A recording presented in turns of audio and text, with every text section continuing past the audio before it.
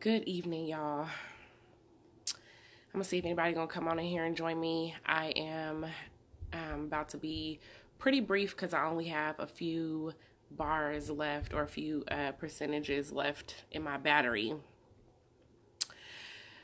But before I get into the point that I wanted to make about where I believe our focus should be, I wanted to quickly, so don't leave me because I got a point to make, but I wanted to just real quick throw out that tomorrow I will be hosting for you single ladies and fellas a speed dating with, I'm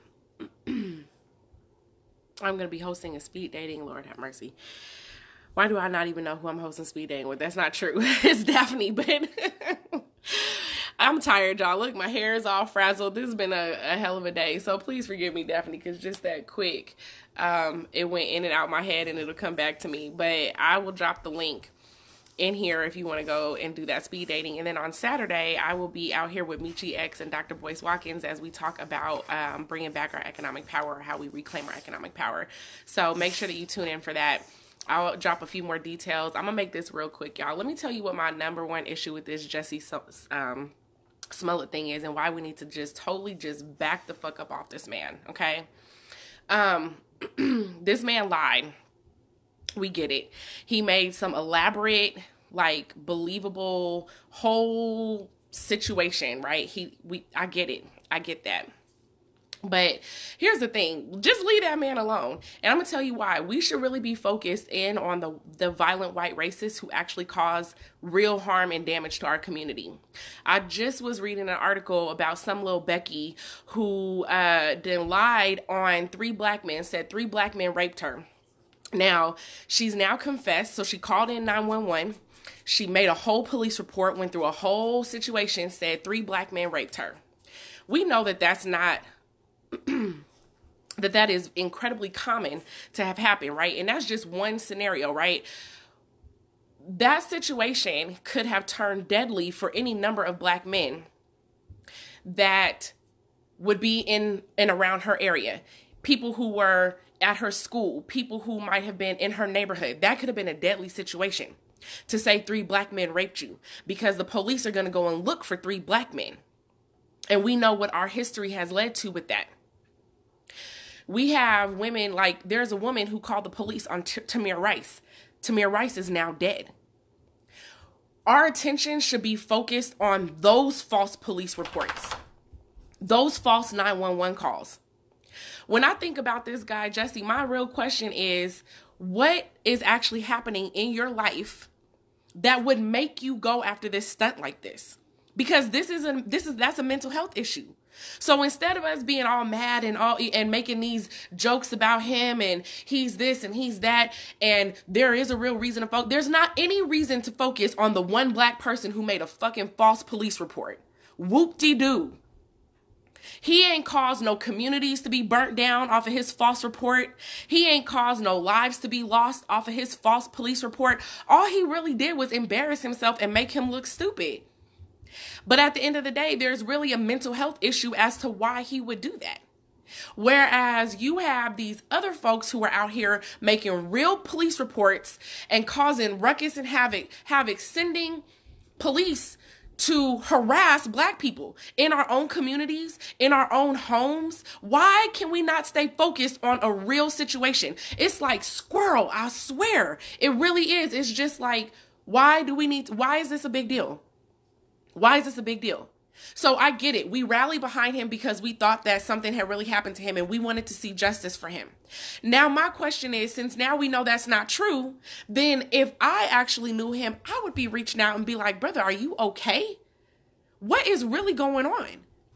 How can I help you? So we talk about mental health issues. We talk about promoting, the fact that we need to have these types of conversations and that these stresses, these micro, aggressions and blatant aggressions that happen against us on a regular basis. We talk about the need for us to address these issues, and then we see one staring us straight in the face, and our response is to ridicule him, say he should be put in jail. Becky is not in jail. Becky's not in jail. Matter of fact, Carolyn Bryant, the person who caused the death of Emmett Till, ain't in jail. Ain't no violent white racist been to jail for making false police reports against black people. None of them. Not one. They make a false police report.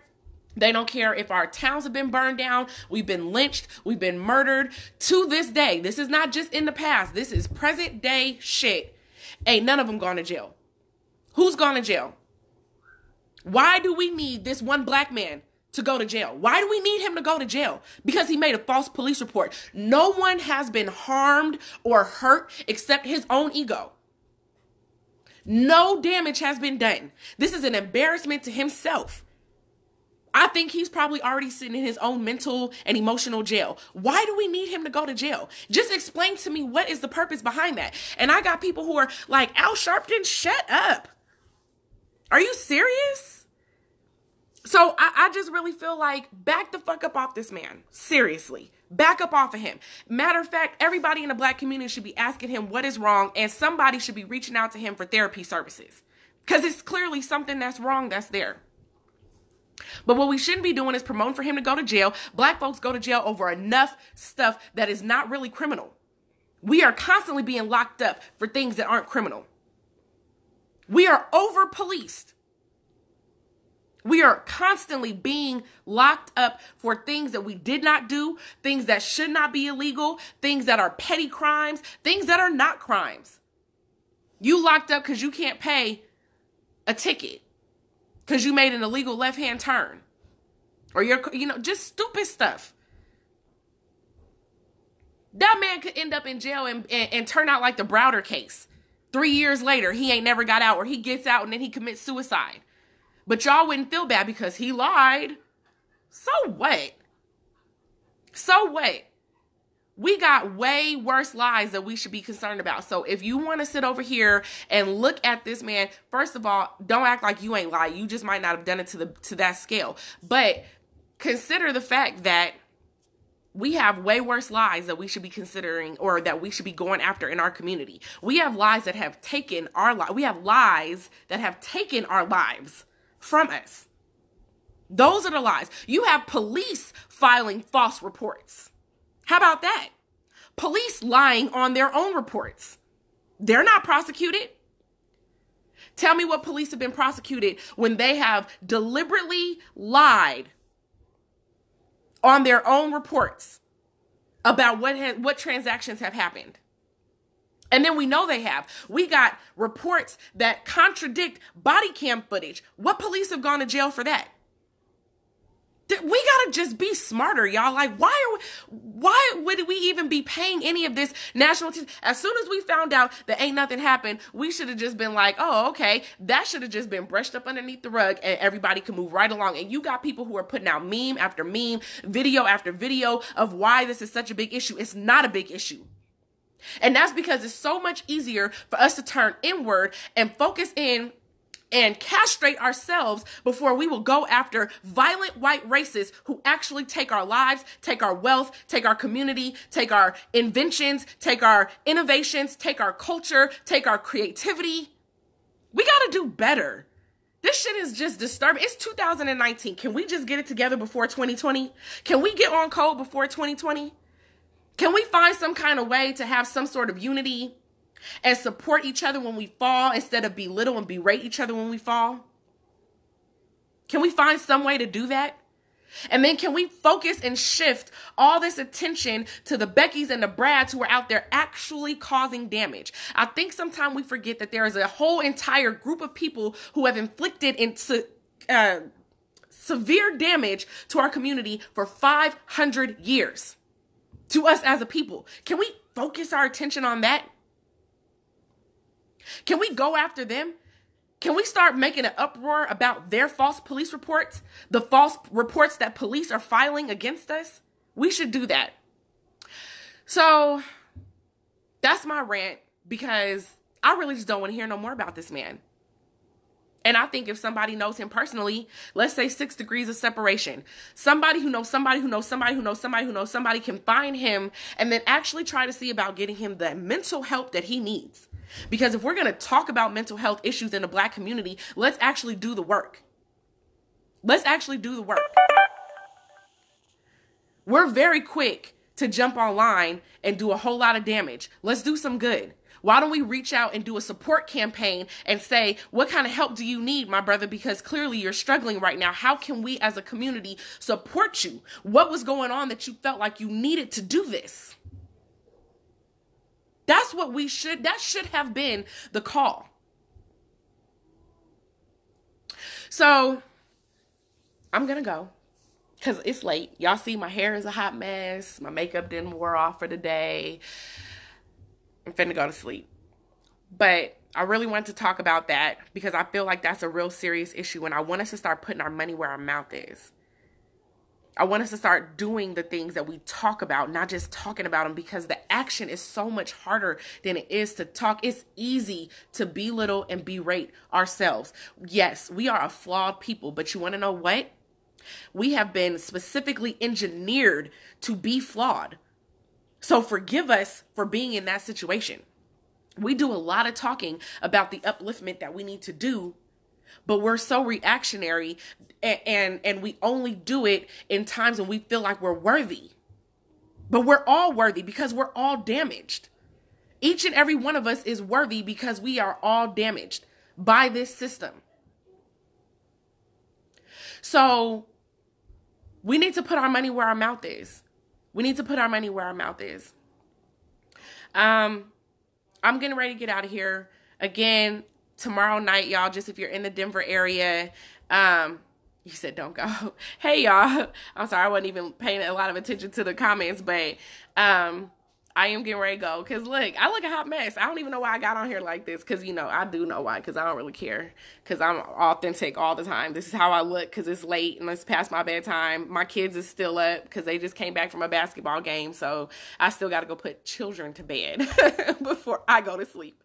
But I do just want to throw out, if you are in the Denver area, make sure that you hit me up tomorrow night. Different Strokes Paint and Sip. See, I told you I was going to remember. Different Strokes Paint and Sip. We are hosting, I'm hosting with them to do a speed dating. So for all you fellas and ladies out there who say you can't meet nobody, come on out tomorrow night. You can do that. And then also on Saturday, I'll be out with Michi X and Dr. Boyce Watkins. We'll be talking about Black economics. So make sure that you sign for both of those. I'll be sure, I'm going to go plug my phone in and drop the links in to here for both of those. Please share this out.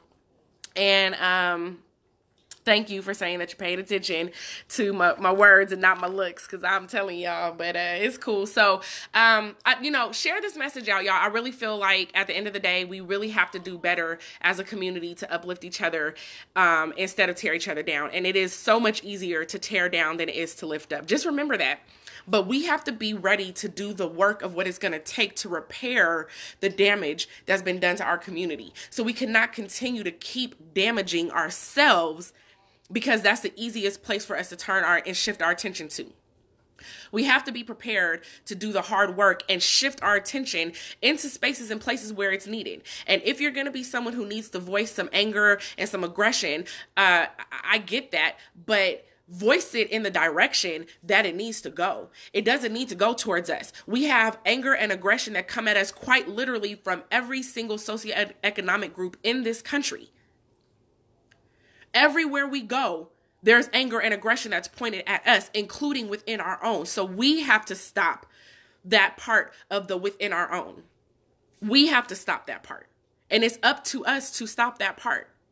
So for the last time, I really am getting off. I'm going to drop those links to where I'll be Friday and Saturday. I hope to see some of y'all out there. Share this message out, y'all. Start shifting this narrative. We need to start looking at where these Beckys and Brads and these police officers is making their false reports.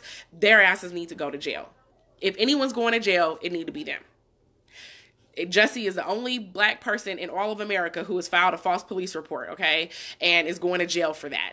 So it needs to be shifted. We need to shift that trajectory and shift that narrative. All right, so thank y'all for tuning in with me tonight. I'm getting ready to head to bed. Peace.